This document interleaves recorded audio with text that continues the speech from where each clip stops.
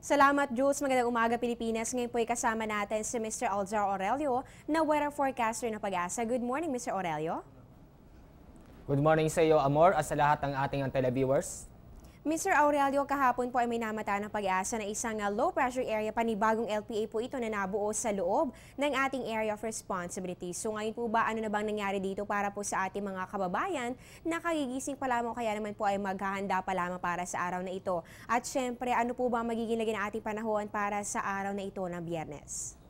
Apo, kahapon po, mayroon tayong namataan na low pressure area dito sa bandang Mindanao, yung nakikita. Ang magandang balita nito ay tuluyang nalusaw itong low pressure area. Kaya sa araw nito, wala na pong low pressure area ang ating binabantayan.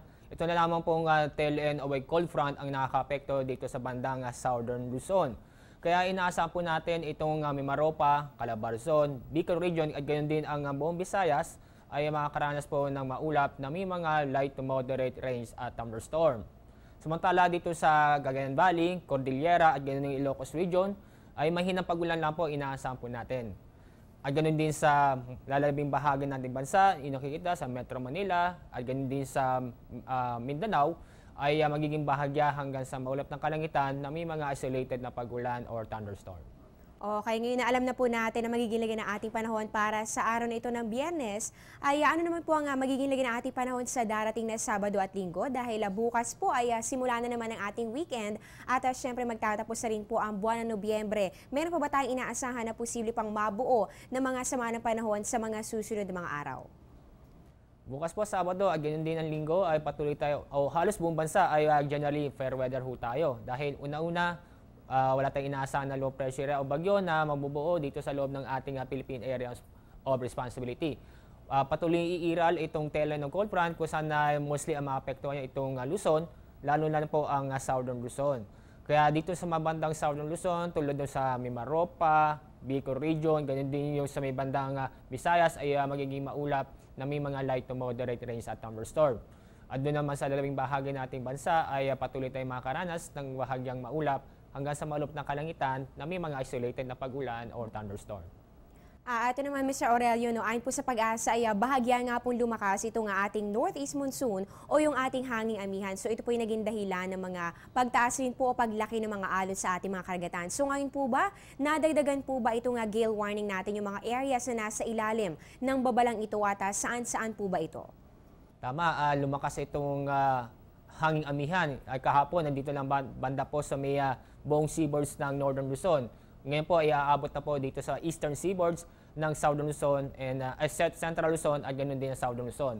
Ano po mga lugar na maapektuhan itong hanging amihan kung saan nagtaas po tayo ng gale warning? Doon po sa buong seaboards ng Northern Luzon, tulad mga lugar ng Calayan, Babuyan at Batanes Group of Islands, Ilocos Region, Isabela at Cagayan.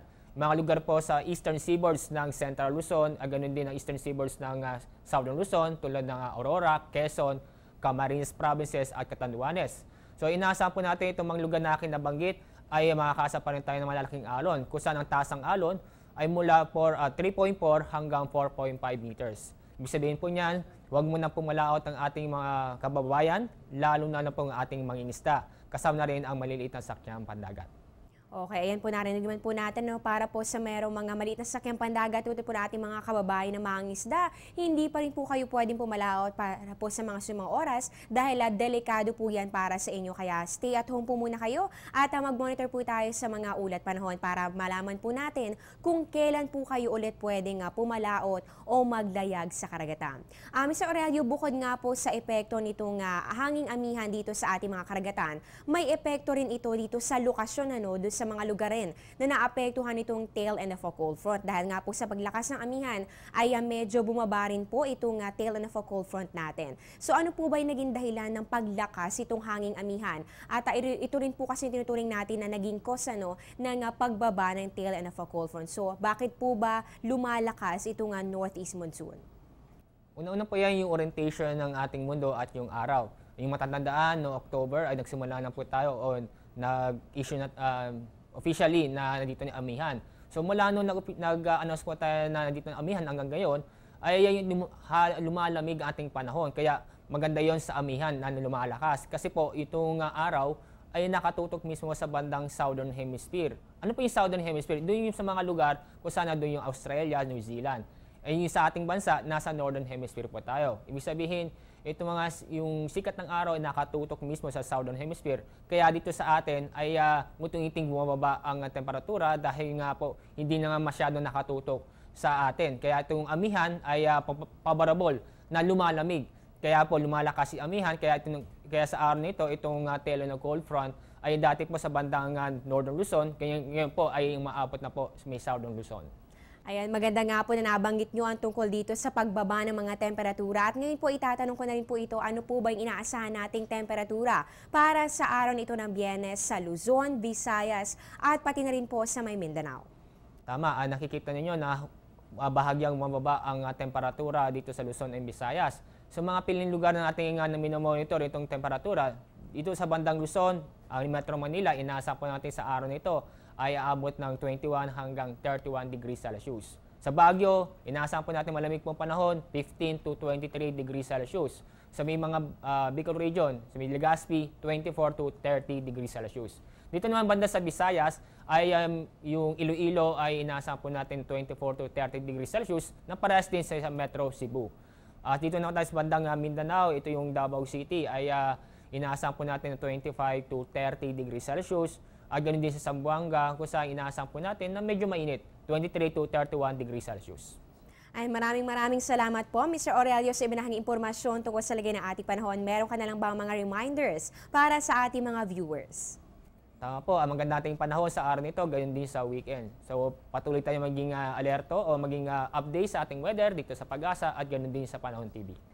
Natunghan nga po natin si Mr. Alzar Aurelio na weather forecaster ng Pag-asa. Magbabalik po kami matapos ang isang paalala. Teng, ang package. Ma'am, sabi ng Air 21 on the road na. Ano, Teng? Ang package. Ma'am, sabi ng Air 21 na receive na. Okay, very good. Basta padala, sagot ka ng Air 21. May real-time delivery updates via text para worry-free ka. Teng, ang package, napadala mo na? Yes, ma'am, sa Air 21. Sa Air 21, sagot ko, padala mo.